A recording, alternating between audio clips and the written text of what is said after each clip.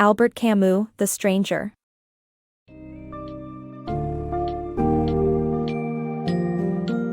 Step into the sun-drenched streets of Algiers through the lens of Massault, a man seemingly detached from the world around him. In Albert Camus' The Stranger, readers are introduced to a protagonist whose indifferent response to his mother's death sets the stage for an exploration of existential philosophy and the absurdity of life. The narrative unfolds through the mundane details of Massault's existence and his interactions with an eclectic mix of neighbors, leading to a series of events that culminate in a shocking act of violence. This summary delves into themes of indifference, societal expectations, and the search for meaning, providing insights into the novel's examination of human nature and the absurd. Expect to confront thought-provoking questions about morality, the influence of the environment, and the inherent ambiguity of justice as you traverse the complexities present in Massault's world.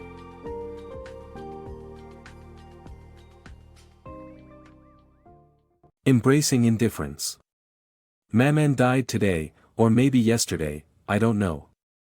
With these stark words, Massault's peculiar journey unfolds. A Frenchman residing in Algiers, Massault embodies indifference, even in the face of his mother's death. Having placed her in a nursing home, his reaction dwells in detached acceptance. Unfazed by the uncertainty of the exact day she passed, he plans to attend her funeral more out of duty than sorrow. Upon reaching the nursing home, Massault learns of his mother's wish for a religious ceremony, a request that surprises him due to her lack of religious interest in life. He refuses to see her body one last time, opting instead for a cup of coffee and a shared cigarette with the caretaker. As her friends hold a silent vigil into the night, a new day ushers in the funeral procession. Amid the procession, Massault's attention drifts not to grief, but to the oppressive heat in his fatigue. The relentless sun shapes his experience more than the loss he's supposed to mourn. Returning to Algiers, Massault meets Marie, an old colleague with whom he shares a brief romantic past. They decide to enjoy a comedy at the cinema and spend the night together. The following day, Massault retreats into his habitual Sunday monotony. He finds a strange comfort in routine, cutting out newspaper ads and observing life from his balcony. Sundays reveal a dull rhythm he despises, yet they underscore an unchanging reality: his mother's death alters nothing. Life, with its mundane cycles, trudges on, leaving Massault's world as untouched as ever by emotions or events. Neighbors and Nuance. After an unremarkable Sunday, Massault encounters his neighbors, each carrying their own peculiar burdens. Salomano, the widowed elder, is frequently seen scolding and physically abusing his scruffy old dog. Theirs is a complex relationship, filled with routine hostility that conceals an underlying bond. As for the disheveled mutt, it bears the brunt of Salomano's bitter temper, yet, its absence later reveals a softer side to the old man, one filled with affection masked by years of abrasive companionship. Then there's Raymond Sante, a man of dubious repute navigating his own turbulent affairs. Undeterred by the rumors, Massault accepts Raymond's invitation to share some sausage and wine. There's no compelling reason for Massault to decline, despite a lack of genuine enthusiasm. During their gathering, he notices Raymond's hand wrapped in a filthy bandage, a souvenir from a quarrel with the brother of his mistress, whom Raymond suspects of infidelity. Raymond seeks Massault's help to draft a cunning letter to win back his mistress, only to place her in a position of humiliation. Though apathetic, Massault agrees to assist, thus cementing their newfound camaraderie.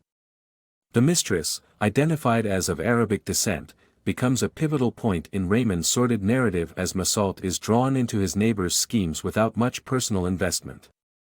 The following day, Marie visits Massault's apartment. Together, they overhear the awful sound of Raymond assaulting his mistress. The commotion draws the police, and later, Raymond enlists Massault as a defender of his version of events, asking him to attest that his victim had been unfaithful. Massault, remaining indifferent, consents without hesitation. Amidst these unsettling events, Salomano laments to Massault the loss of his dog, revealing an unexpected depth of sentiment in his storytelling. Though outwardly callous, Salomano's reminiscence of shared years and diligent care for the animal's skin condition betrays a profound attachment. Raymond soon invites Massault to accompany him and Marie for a day at the beach house alongside another couple. In his usual manner of passive acquiescence, Massault agrees. Later, Marie proposes marriage, and Massault, though characteristically indifferent, consents if it would please her. His detachment seems oddly appealing to Marie, attesting to the peculiar allure Massault holds, wrapped in an aura of thoughtful yet detached acquiescence. The beach encounter. As Raymond, Massault, and Marie begin their trip to the beach, a tense moment arises when Raymond points out a group of Arab men across the street, including the brother of his mistress. Despite Raymond's attempt to reassure them, an air of unease lingers. The trio continues their journey, eventually reaching the beach house where they meet another couple, Masson and his wife. After a refreshing swim and a hearty meal, the men go for a walk and realize that the Arab men have trailed them to the beach. A confrontation ensues, leaving Raymond injured by a knife wound. With blood drawn, the Arab men quickly vanish, prompting Masson to take Raymond to a doctor while Massault goes back to inform Marie and Masson's wife of the altercation. Later, a bandaged and irritable Raymond sets off for a walk, with Massault tagging along. They soon spot the familiar group perched on rocks by the shore. With tension simmering, Raymond hands Massault a gun, advising him to use it if threatened. The Arab men, upon noticing them, retreat behind the rocks. Raymond, deciding to turn back, leaves Massault alone in the sweltering heat. Reluctantly, Massault follows Raymond for a while but is overwhelmed by exhaustion and chooses to return to the beach, seeking solace from the oppressive sun. The relentless heat and glaring sun become unbearable, driving Massault toward a shaded area near a spring, only to find it occupied by one of the Arab men. As the man stirs, Massault's hand gravitates towards the gun in his pocket. Enveloped in discomfort and delirium, the scene escalates when the man displays his knife, causing the sunlight to reflect sharply off its blade. Just then, a bead of sweat stings Massault's eye like fire, triggering an impulsive reaction. He draws the gun and fires, the bullets punctuating the air and leading to a grim consequence, comparable to knocking on a door he can never unopen. Thus ends a pivotal chapter, setting the stage for the unfolding moral and existential questions that lie ahead. Indifferent Truths. Massault, now in custody, faces the perplexed scrutiny of authorities attempting to piece together the circumstances of his arrest. His unvarnished honesty, devoid of emotion, clashes with the expectations of those around him, particularly his young, enthusiastic lawyer. Initially, the lawyer holds hope for a favorable case outcome, but this optimism falters when prosecutors delve into Massault's recent past, probing the unemotional response to his mother's death. This investigation leads to tension, leaving the lawyer disillusioned by Massault's refusal to feign sorrow or contrive sentiments he doesn't possess. To Massault, there's no connection between his mother's passing and the subsequent shooting. Frustration grows further during his meeting with the investigating magistrate, who demands another recounting of events. Central to their concern is Massault's rationale for firing 4 additional shots at an already fallen man. Though vivid images of the sun and sand surface in his mind, Massault remains silent on these thoughts. The magistrate shifts the conversation to Massault's beliefs, particularly his lack of faith in God, prompting only more exasperation when Massault refuses to express remorse, feeling more irritation than guilt. The magistrate departs, dubbing him Monsieur Antichrist. Time stretches into a year as Massault languishes in incarceration awaiting trial. Infrequent visits from Marie, his partner, offer brief connections to a life beyond confinement. Initially, she holds on to a future where they might still marry, but Massault, resigned to uncertainty, doubts such outcomes. As days blend together, Marie's visits dwindle, and Massault adapts to the restrictive monotony of prison life, coping with deprivation like the absence of cigarettes. He likens his existence to inhabiting the void within a hollow tree, wrestling with the penetrating silence of night. His reflection in mirrors grows foreign, his face perpetually stern and impervious, unable to shift even with a forced smile. Facing the absurd. After enduring a year in prison, Massault finally finds himself in court, taken aback by the sheer number of spectators drawn to his trial. His case has become a topic of public intrigue, and the oppressive heat in the courtroom only adds to his discomfort. As he sits in the dock, he feels himself examined closely by the crowd, reminiscent of a passenger scrutinized by strangers on a packed streetcar. The trial revisits events from earlier in his life through the eyes of witnesses whose testimonies skew the perception of reality. The director of the nursing home where his mother lived portrays Massault as an indifferent son, impassive and unemotional at her funeral. The caretaker, who had once shared a coffee and cigarette with him, paints this moment of camaraderie as evidence of callous detachment. Even Marie, his lover, is compelled to recount their activities immediately after the funeral, a trip to see a comedy movie and a quiet evening back at the apartment.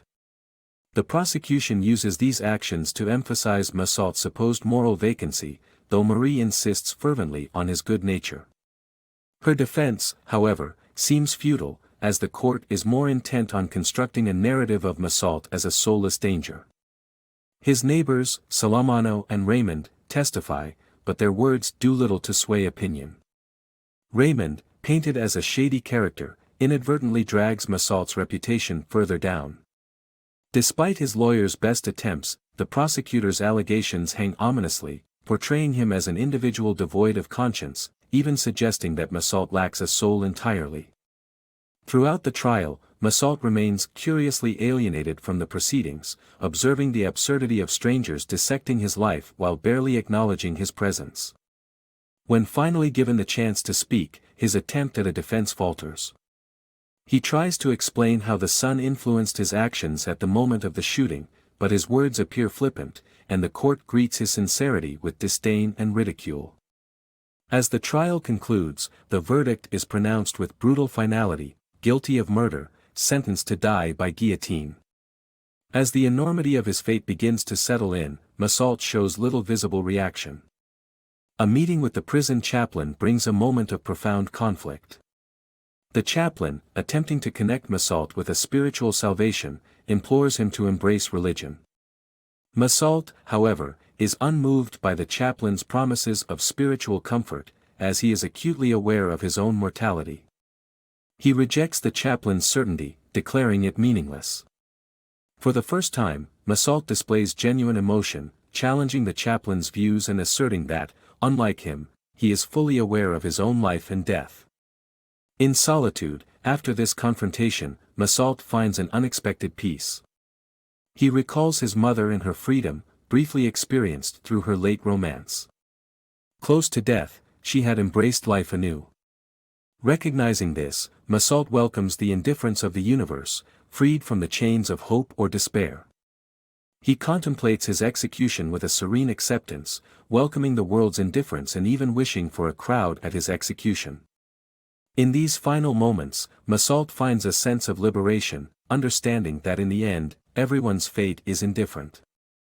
There is an acceptance of life's lack of inherent meaning, and in this acceptance, he recognizes a profound sense of freedom.